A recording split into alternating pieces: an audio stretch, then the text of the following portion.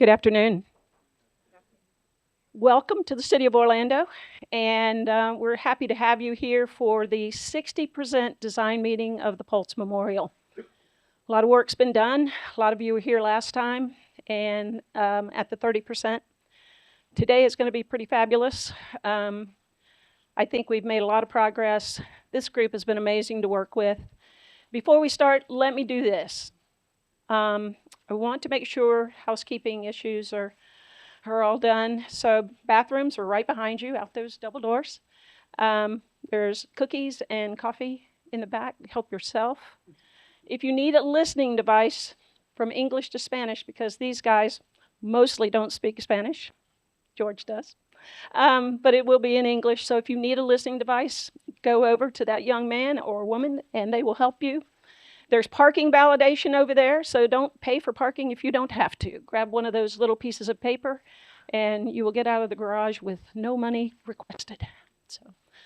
So again, welcome. A lot of work to do today. First thing I want to do is go over some things. But let me do one thing, please, first, because there are 18 people on a committee called the Pulse Advisory Memorial Committee that did so much work, hard work, emotional work. And a few of them are here today, just like they were last time, and continue to support and be involved and communicate with us pretty regularly. So I'm going to make you stand up, so please do. Come on, Tommy, come on. They hate this. Please give them a round of applause. They're amazing. Amazing. Thank you for that. It has been an absolute pleasure to work with this group and to do this work.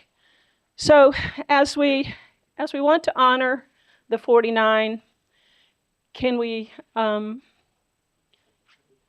to the... Are you running this presentation? We really did practice this before. There we go. This is the agenda for today. We're going to introduce the team in just a moment. This is part of the team. That guy, Jay Hood, will be here in a minute. Next, George. And if you don't mind, we used to do this at the committee, and I would like to take just a moment of silence for the 49 angels of the Pulse tragedy, if you don't mind.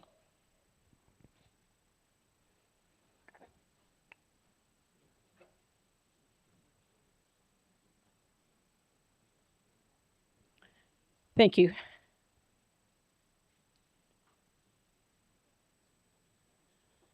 One of the things I do want to remind everybody, I mean, these guys certainly have been involved with this. The city staff have been certainly involved with this.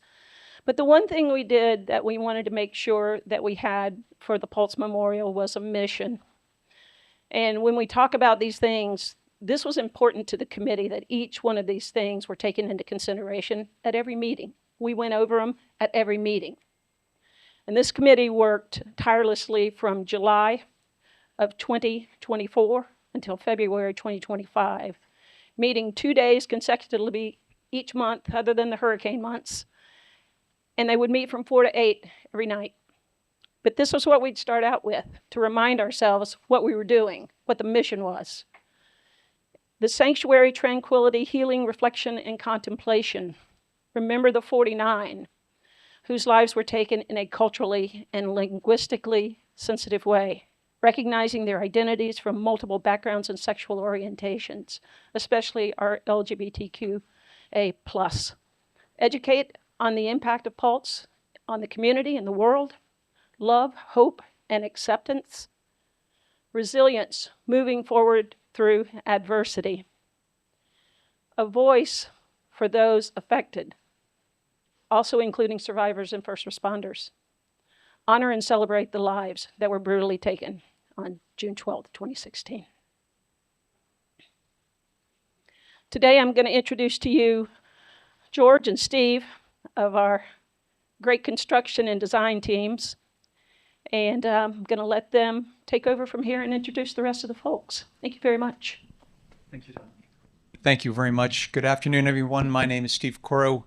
I'm with Gomez Construction Company. Peter Alvarez is my left, and other hand pre-construction manager that's helping put the pricing and assembling the definable features of work of this project. We are partner with George Borelli and Partners, and I'm going to turn it over to George, to you and your team. Thank you, Steve. Jorge Borelli, George Borelli. Good afternoon. It's a pleasure to be here. I'm the design principal and president in charge of Borelli and Partners Architects. We're the lead consultant on this and working very closely with Gomez Construction. With me here today is Dan Michael Turbovich. Dan is a senior associate architect, registered architect, and is the architect in charge of leading this entire design team. With us here today is Nico Guillen. Nico is with Local Projects. They are our interpretive exhibit exhibit consultant on this project. Nico, you'll be hearing a lot from Nico today on the internal exhibitry and interpretation of this memorial. And his partner, who is not here today, is Amanda White. She's the director of content strategy for Local Projects as well. The remainder of the firms you see on this slide are all the other firms that are involved in making this project a reality and are working very diligently to complete this project to get it built. Right on time. Look at that. Perfect timing. Come on up. Jay, do you want to present your two slides? Yeah. You did. Ladies and gentlemen, Jay Hood. Thank you.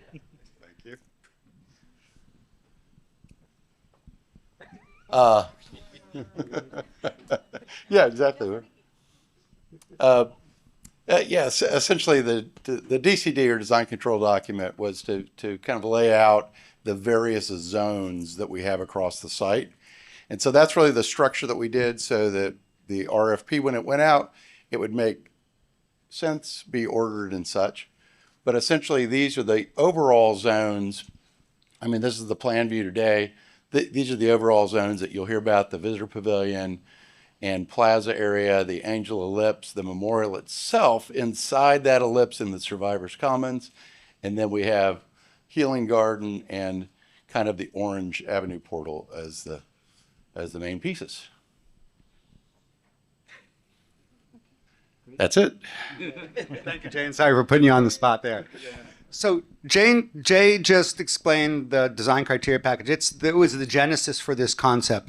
And our charge was to take this concept and bring it to reality. So we're in the design build phase.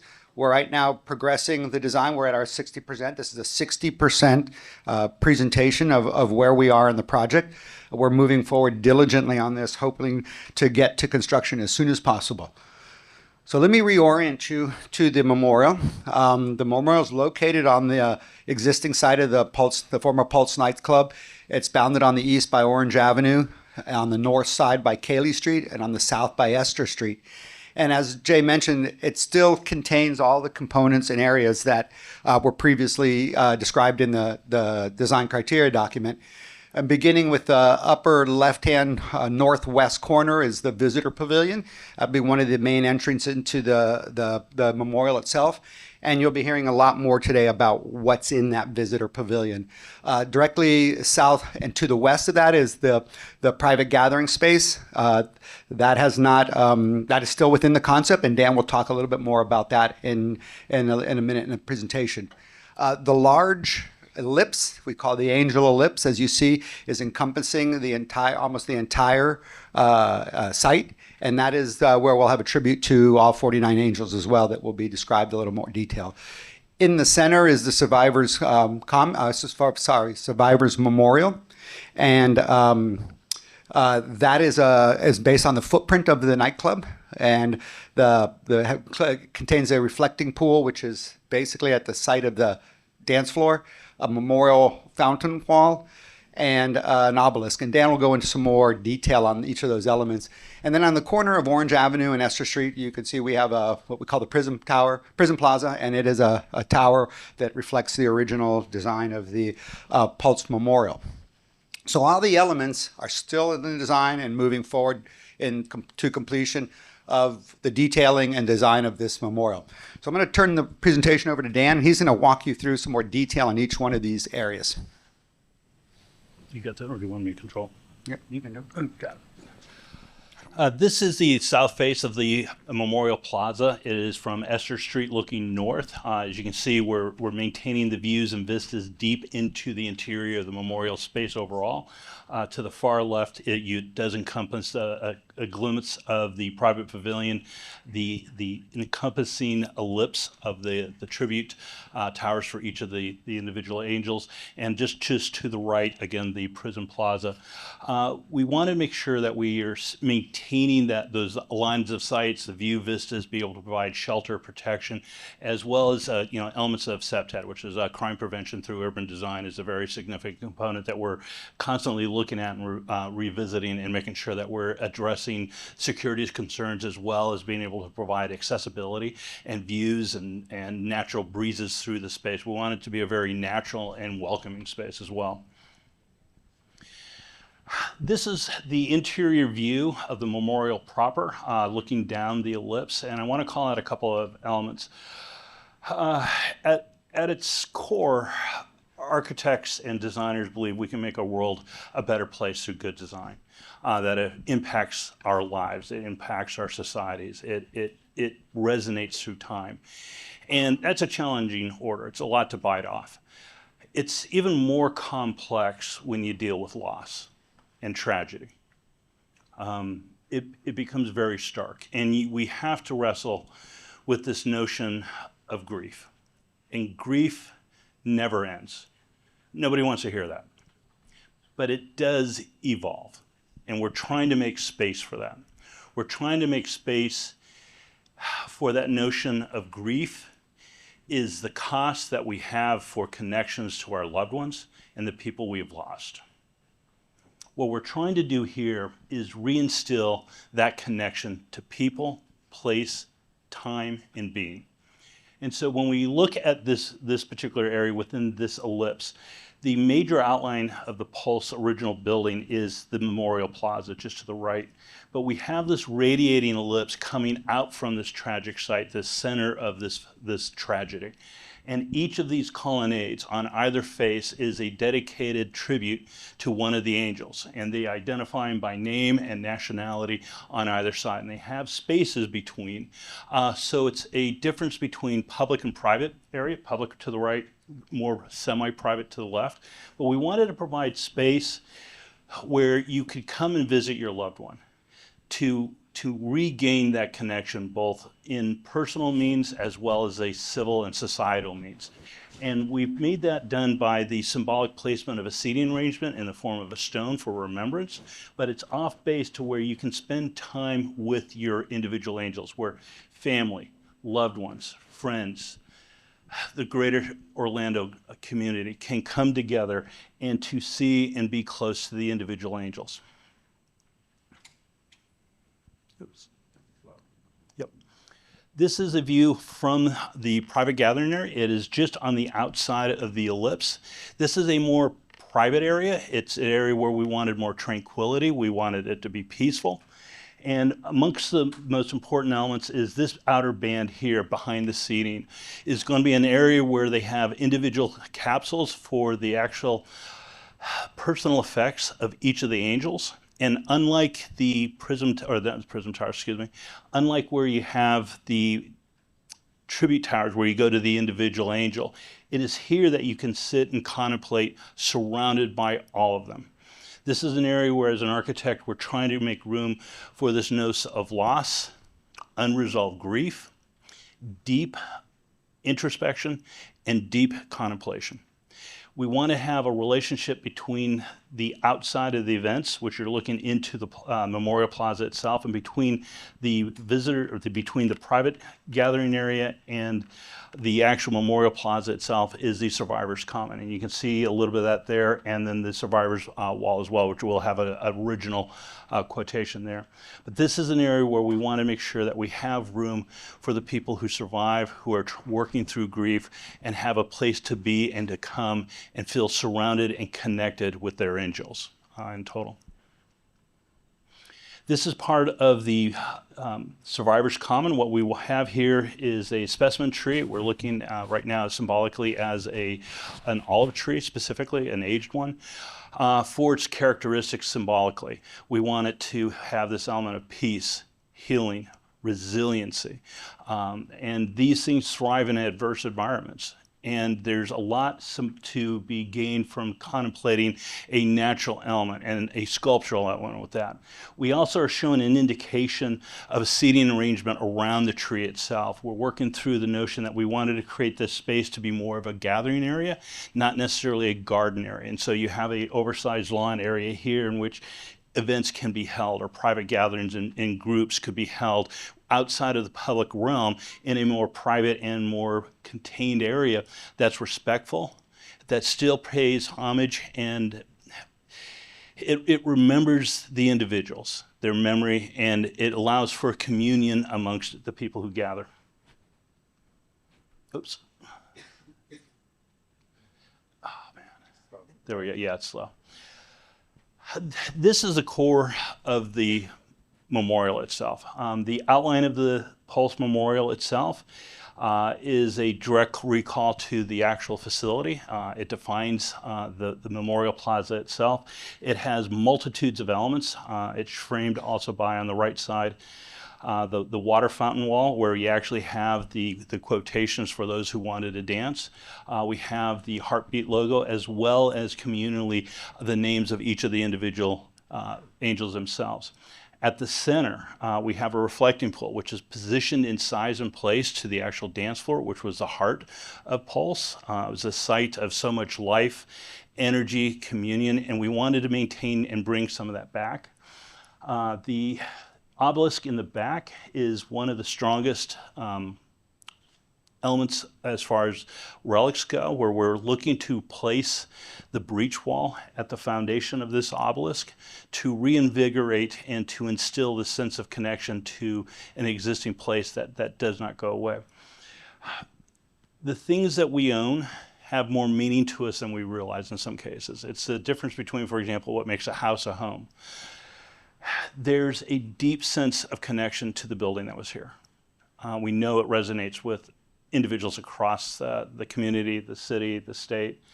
And we wanted to make sure that we were doing more than just providing elements. We wanted to reinfuse that connection, to touch that emotional component to this. And the manner in which we approached that was we're taking components from the original building. You know, for example, a section of the dance floor itself will be placed at the foundation of the reflecting pool itself,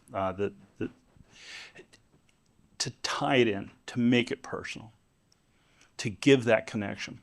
We wanted to put the breach wall at the base of the obelisk, that moment, that was that defining moment that ended the tragedy. You know, that was a conflicted element for some of the survivors, both pro and con, and we know that there's going to be a conflict of facing it. And remembrance requires active engagement. This is one of those areas. But we wanted to have that physical connection to what was to go into what new. Additionally, we're looking to salvaging much of the concrete work and placing it everywhere throughout this site, so that the Pulse building itself isn't just a building that's been removed. It's been reinterpreted, reintegrated, and will be reused and relived throughout the entire facility, whether it's the visitor pavilion, the ellipse, the walkways, the fountains, the reflecting pool, anywhere we can place an element for that connection for the community. We also have a paving pattern that wants to bring music and life back to this facility. We just didn't lose the angels that night.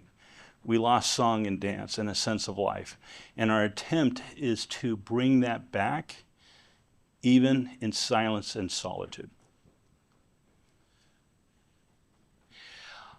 On the southeast corner, we have the Orange Avenue interface. This is the Prism Tower location, the symbolic tower that we have with the Pulse symbolically referencing the historical Pulse logo. This is be an illuminated tower, as well as an urbanized area that interfaces well with the Orange Avenue byway.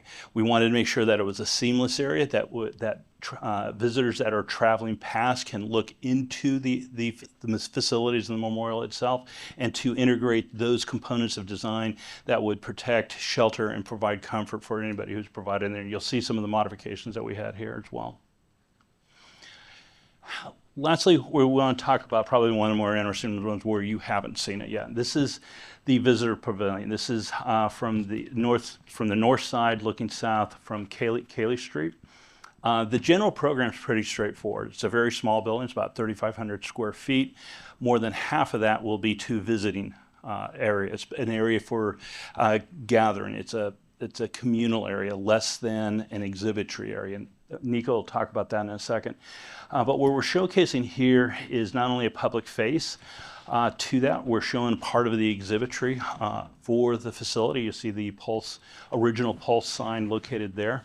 And we're actually going to integrate it not just as a relic, but as an artifact. We actually will try to re-illuminate that sign at night. And the city wanted a very strong relationship both day and night to the facility. So even after hours, individuals can come here and view and see and actually partake in experiencing some of what we have to offer as a community.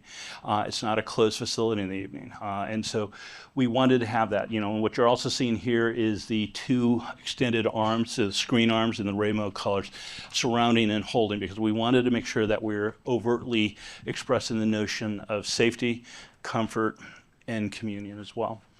And so I'd like, before I go a little bit longer, the actual programs back of house are very, very straightforward. It's typically public restrooms. You have a small area for staff and elements for general operations. And then it's pretty much electrical rooms and IT and service areas. There is a small room for recycling, which hits the city's sustainability efforts.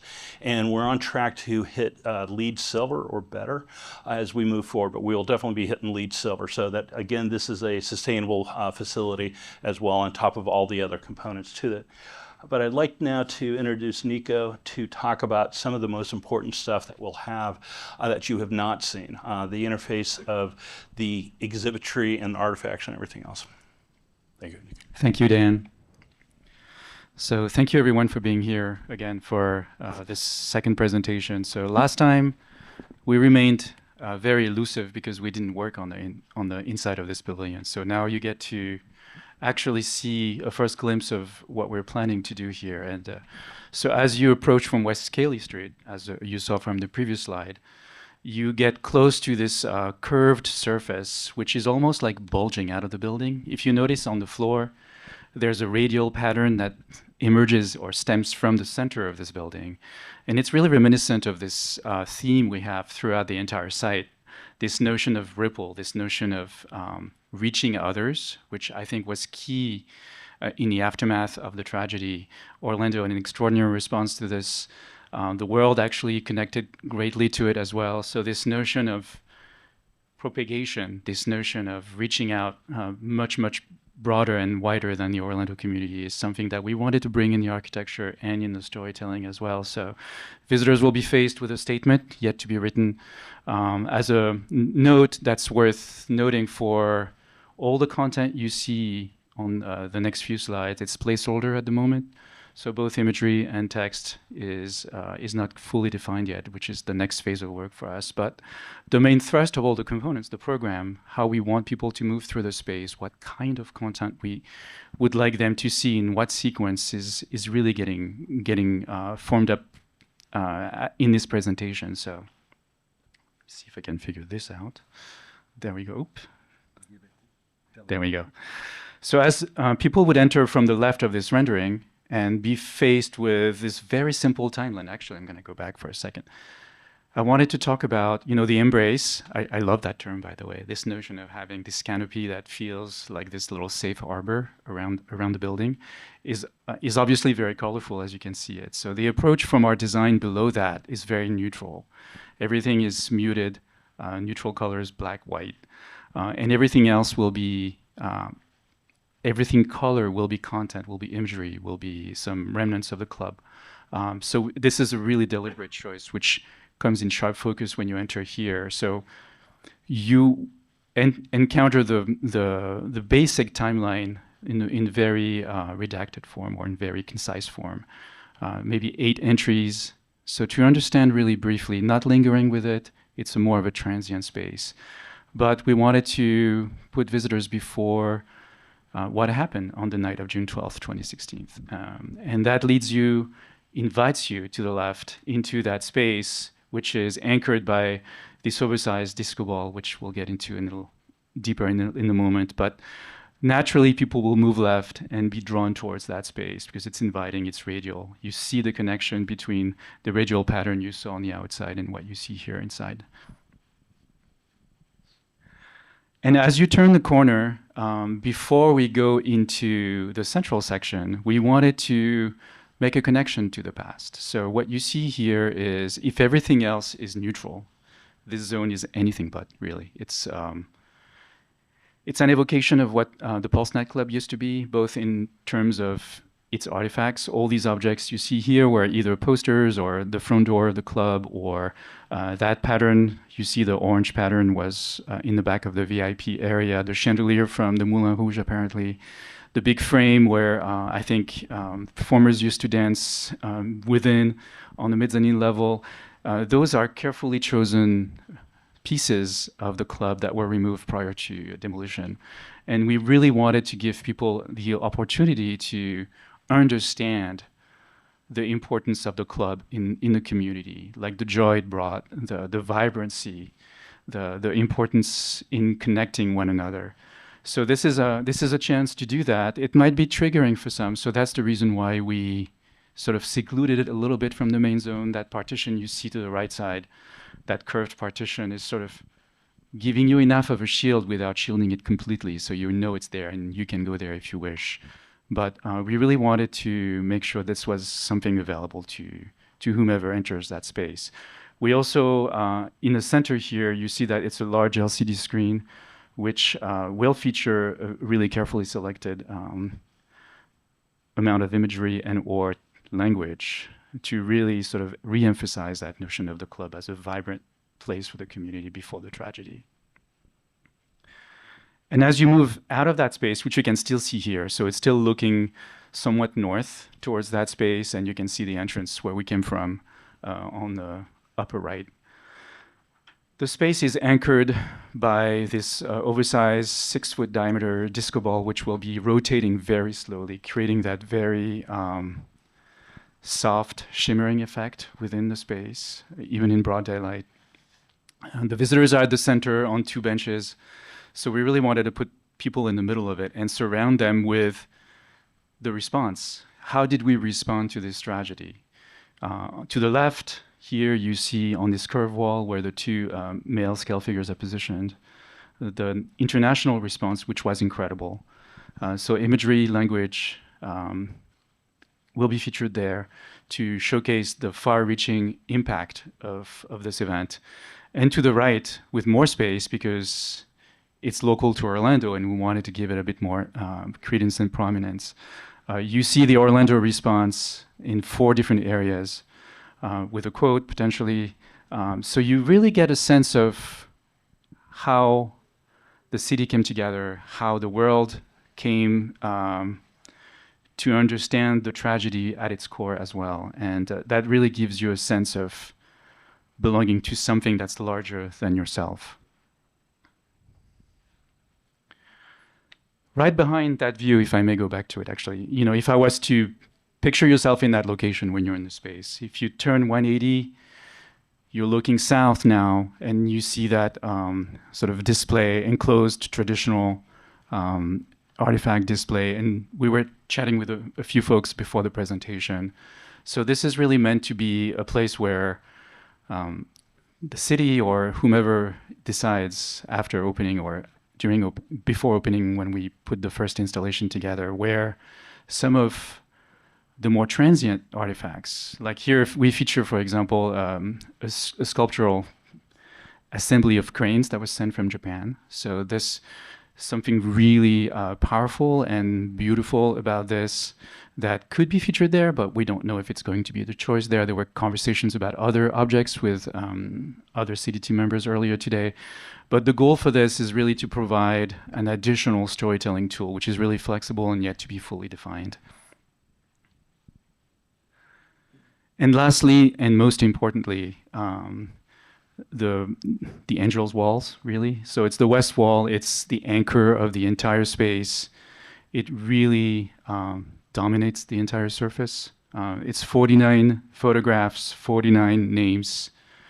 We're also considering putting the ages of the angels. And they're all displayed in the same frame. The fixtures may differ because everybody's different.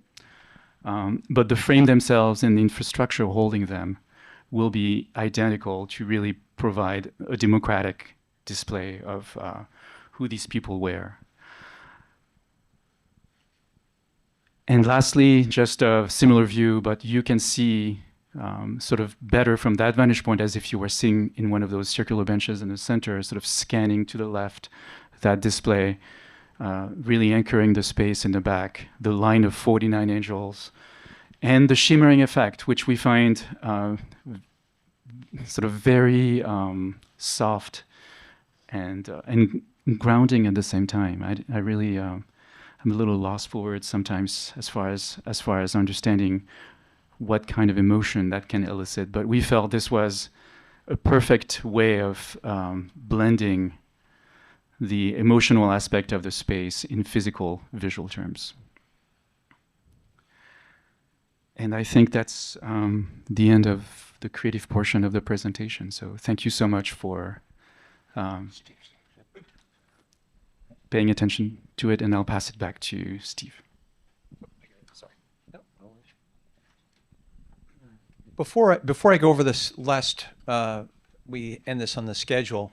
There's a group of, I want to just thank this team for a lot of hard work that they've done. It's tough to take a program and bring it to a design, and I'd be remiss if I wouldn't do that thanks right now, and we appreciate that. There's also another group of people I want to thank, and that's that city group.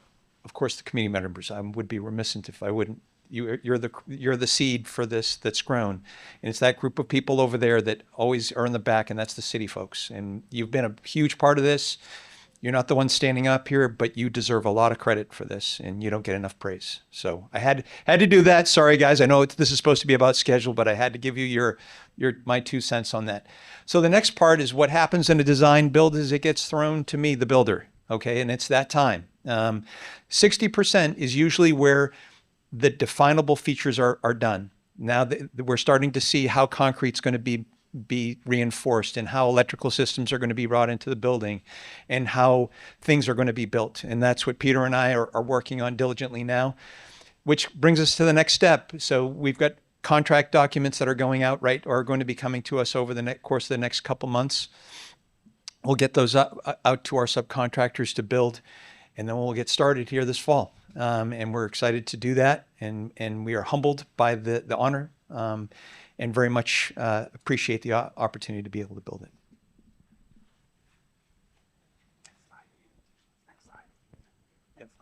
Next slide. Oh, sorry, next slide. Yep. So first of all, I think we need to do public comment now, Madam Clerk.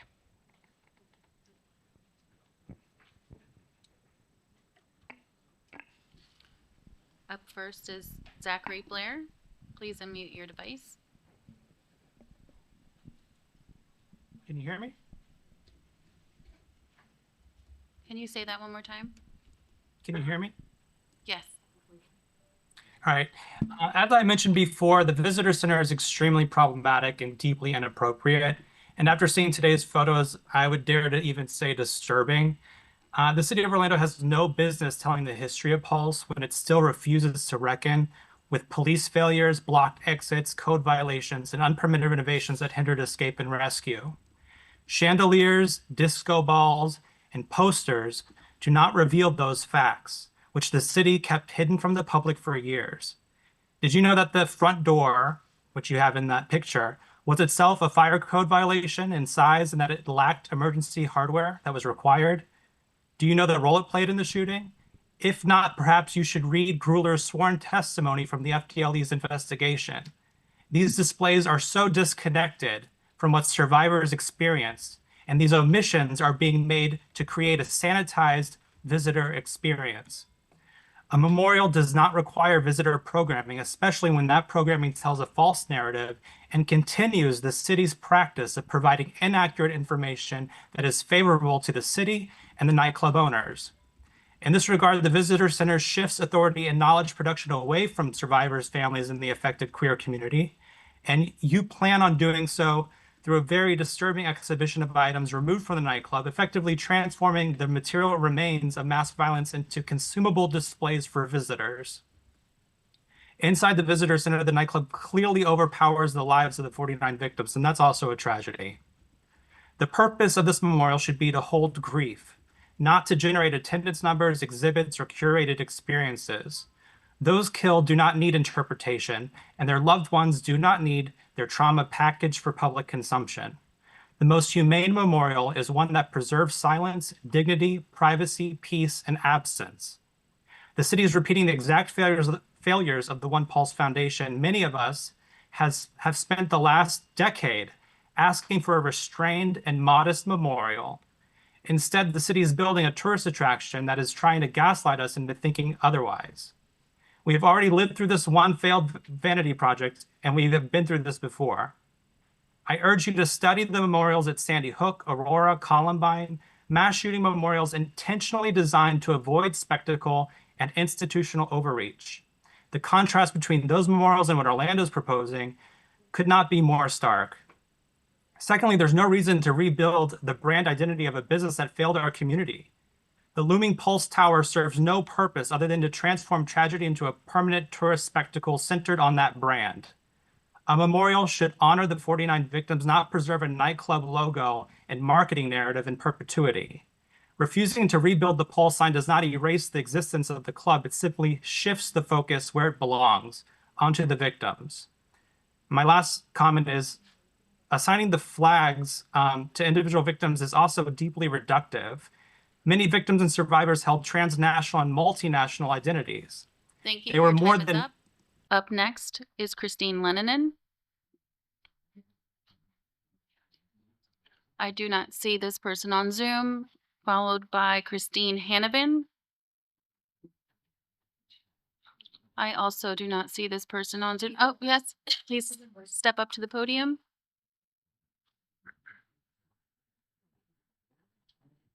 You can begin.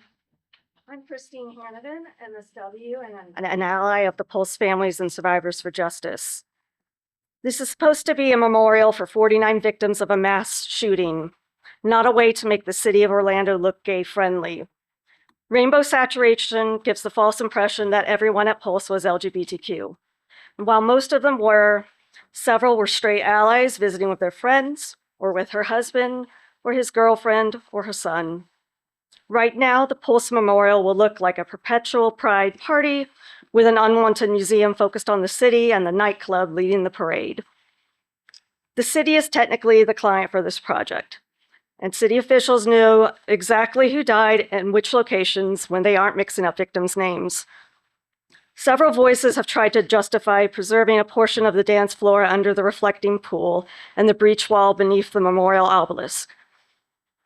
How does reusing crime scene materials respect the victims and survivors who bled and died in the restrooms and on the dance floor? And as a warning, I'm going to be explicit now about the deaths and violence. 23 people were found dead in the jewel box room on the unpermitted stage, surrounding area, and dance floor, including Christopher Drew Leinen and Brenda Marquez McCool.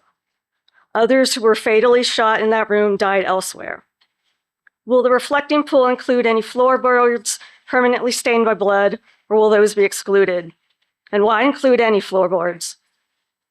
13 victims died in 2 restrooms, where 18 survivors were held hostage for 3 hours. The murderer died near them at the breach wall between the bathrooms. Despite crime scene cleanup for the DNA, it's impossible to separate the memory of the killer's blood from the blood of everyone he shot. The breach flooded the bathrooms, and survivors were soaked in bloody water. Recycling concrete and the breach wall means including the killer. He should not be any part of this memorial. If the plans aren't changed, he will be. Some people find it meaningful to incorporate original elements and feel a connection to them. However, that view shouldn't be prioritized above any families or survivors who will be re-traumatized. Don't preserve the murderer. Don't reuse crime scene materials. Don't overuse rainbows and the Pulse brand, making this a tribute to the building and the business instead of the people. These are plans for yet another Orlando tourist spot, not a memorial to 49 lives ended by a mass shooting.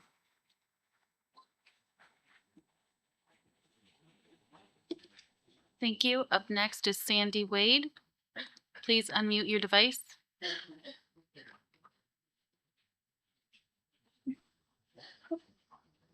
Hello, everybody. Hello. Thank we can you hear for allowing me to speak. I'm not quite sure of what I wanted to say after hearing what I just heard. Some of that I do agree with, and some of it I do not. But at this point, I feel that it may be mute to make any suggestions to what should be put there or around the property. So I think that's all I'm going to say. Thank you. Thank you for your time. Up next is Joshua Hernandez Carrion.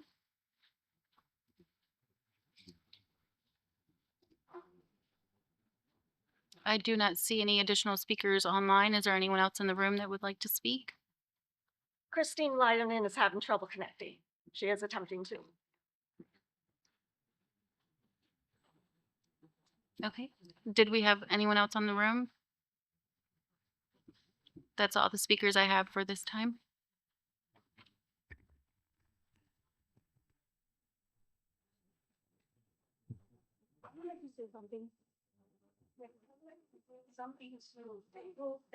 Please, could you please stand at the mic? Thank you. Yes, I would like to say something about the group that is speaking on behalf of some families, some survivors. They are not representing all the families and survivors. There are people that are happy with what is being done, and I'm one of them. And I know everybody deserves to be heard. Obviously, I respect that, but we must continue. This is supposed to be about unity, about love for our children, for our angels, for the community. And this is something that, to me, I'm honored that you guys are doing a fantastic presentation, a beautiful memorial that is going to honor our 49s, is going to honor our community. And I'm thankful for that. But enough is enough.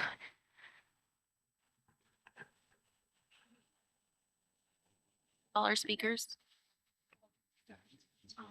Oh, my apologies. One more.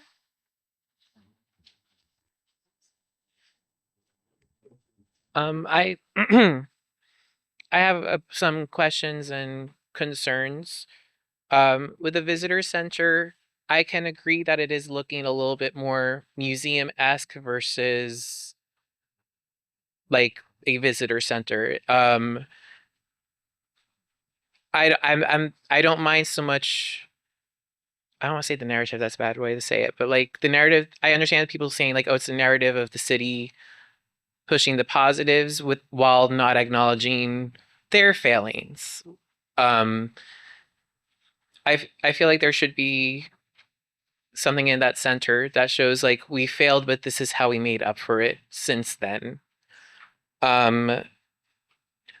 With the section where you said there was the TV that's supposed to have pictures or anything, I'm curious, how are you deciding what pictures are going to be there? If it's only like the city choosing, or are like survivors or families or even patrons able to submit And how are you going to filter out what you find appropriate for the visitor center? In the concept artwork, the pillars that are holding up the angel lips, I could be wrong. I thought it showed like that there were the 49 pillars, but looking in the current concept, it looks like it's only 25. Are you guys doing like double-sided or okay?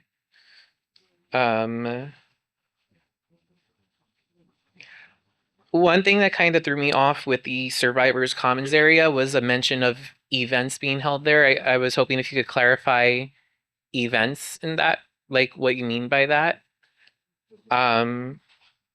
Those are pretty much the only concerns and comments I have from the presentation today. Thank you. Do we have any other speakers in the room? Okay, thank you. Thank you, everyone, for the comments. Thank you for public comment. This isn't a committee meeting or a meeting that requires back and forth, so I just want to make sure everybody knows public comment is just that. It's not requiring anyone to respond. So I want to thank you all for being here. Please spend some time looking at some of the boards that we have. It was wonderful to have you with us, and we look forward to next steps as they've been outlined. So have a very good night. Safe travels home.